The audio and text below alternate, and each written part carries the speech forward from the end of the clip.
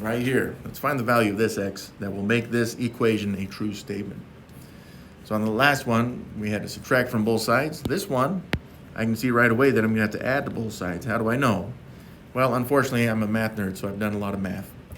But I can see right here, I've got x minus 2.4. What I really want is to be able to just drop that x and get x equals something.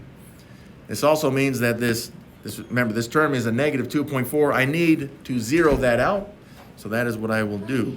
So I'm going to zero that negative 2.4 out by making it a 0, and I'm going to make it a 0 by simply adding it to itself. Okay.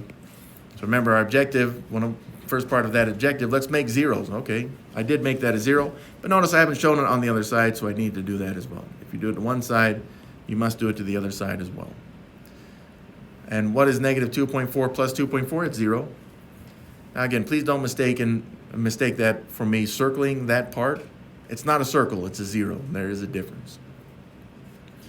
Now in my calculator, I'm going to put 18.15 plus 2.4, and I will find that I get 20.55. Okay, now is this a solution? Well, I can check just to be sure.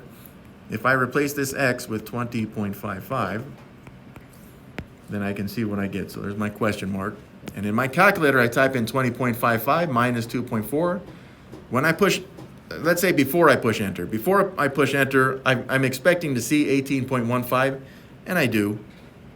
Therefore, I know that x, if I replace that x with 20.55, I get a true statement, which makes it the solution. Okay, so I think those last few, maybe you could have done those ones in your head, but once we start seeing decimals, sometimes it becomes a little bit more difficult.